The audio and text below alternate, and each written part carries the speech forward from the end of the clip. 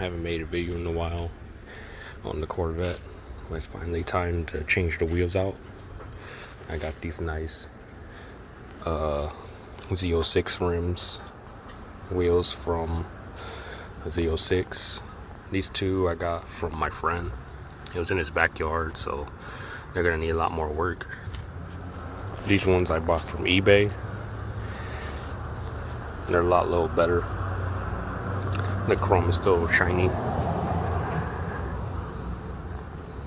So, well, they're not gonna need as much work, but they still need work. Like the center caps are all tan and brown. I'm not gonna focus too much on the hubs inside because of you can't really see them. I'm just gonna make it clean, but I'm gonna focus on the outside and make them nice shiny like they're supposed to be. Worst case, they don't come out the way I want them to, or they're like mismatched, I'll just coat them, plastic dip them, spray paint them, something, figure something else out to get them to match. Yeah, got the stagger set up, the 275s, 3518s with the huge 325s, 30R19s. Gonna be no more wheel spin. These tires are still good. They're only like 4 years old, which is borderline, but they're still okay for the moment. These tires are pretty old. They're from 2009, so yeah, definitely need to be replaced. So I'm gonna end up getting 2 new tires. I'm gonna run these until I can't no more and replace them later. Yeah, it's looking good. All right, so I got the wheels on. Just test fitting them. Turns perfectly well down that way. That's locked? That's all the way? Yep. Go the other way now. Goes perfect fine that way. And it goes perfect fine that way. So we good. I didn't. That's the power steering pump. It makes that sound when you turn it too far. All right, that's fine. So they fit fine. They do poke out a little bit, not as much as the rears. The rears do poke out a lot, but I plan on getting some fender flares later. Fendering over. A little bit here, a little bit here. Should look really good after I get done with that. All right, so I just got the new tires. Match the rears. I'm taking everything off so I can go ahead and paint it. But I just found out my freaking leaf spring bolt is hold on. So I just found out my leaf spring bolt. See, better angle right here. Thing snapped off on the leaf spring, so I gotta get a new leaf spring bolt. Fix that. I was wondering why that side was always lower than the others than this side. I guess that's why this stupid thing broke off. Probably this one's gonna be time. The bushings are already pretty worn out, so I'm gonna replace that one too. I haven't checked out the fronts, but yeah, I'm getting ready to take them off, paint them, put some plastic dip. All right, getting ready to spray.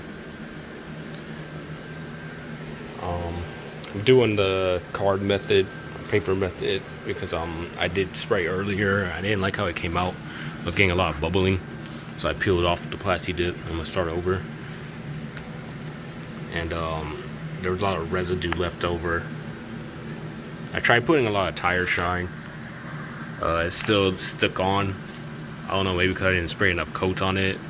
I sprayed about 5 coats before I realized that bubbling wasn't gonna go away. So then I stopped at 5.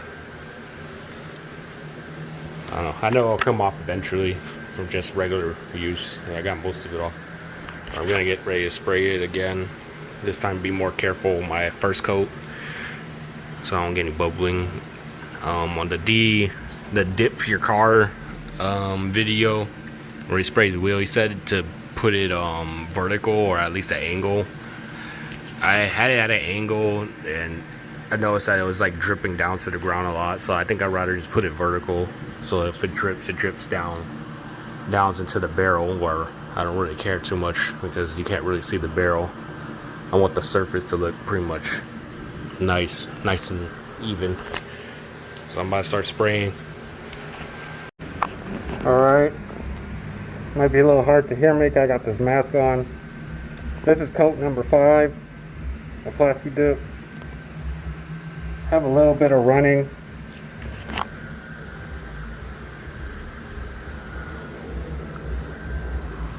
These ones have a lot of divots and stuff, so that's pretty much, can't really get those out unless I sand it down.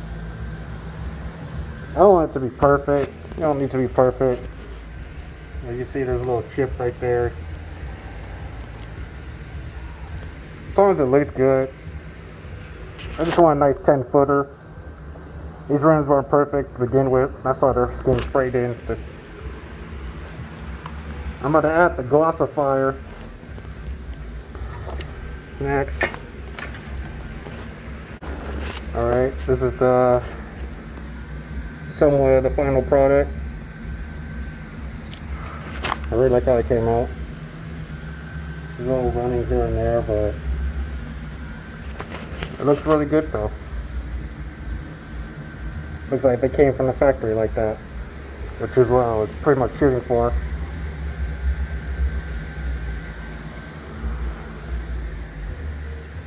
Pretty good. Little chips in there, but oh well, what can you do? Still looks good though. Here it is right here, the new one. So it broke off right here.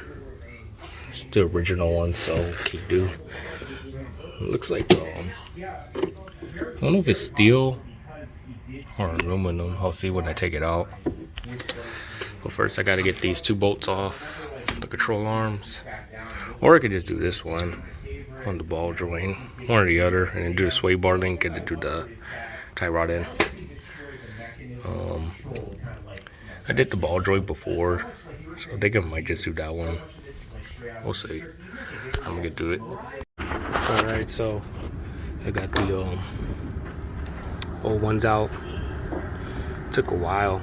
I ended up having to pull both control arms down, and then I ended up having to take the spring out. Wasn't too hard, just time consuming. It was a little hard to get it back in though because the bushings are so fat. But I got it back in, torqued it down, and that's good to go. So next up, I'm just gonna be putting everything back together. I also got some new sway bar links and a new tie rod end. I'm still waiting on this tie rod end, but you can see it's all tore up. And I got these sway bar links that are super loose. So when this comes in, I'm gonna finish it up. We'll do this next, and then put everything back together. All right, just finished up. Sitting really high like a monster truck. I had to fix this. Completely snapped off, and this was the worst one. This is on the front right here. This part completely stripped out. This was all rusted. You can see the rust still. Completely rusted. I had to use a bolt extractor with some vice grips on the bottom. Right there. I finally got that one out. Put it all back together. I also changed the tie rod ends while I was at it. Altogether, it was like about $150, $200 actually. But yeah, now it's sitting really high. Gotta let it settle down, drive it around. I'm gonna wait till tomorrow. It's dark now, and it's raining, so I'm gonna wait till tomorrow and drive it around.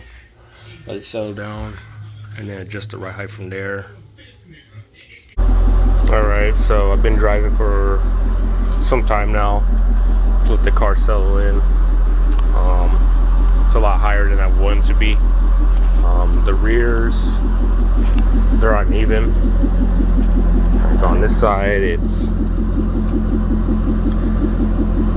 put it down right here, it's about a little less than 3 inches. Like over here on the other side,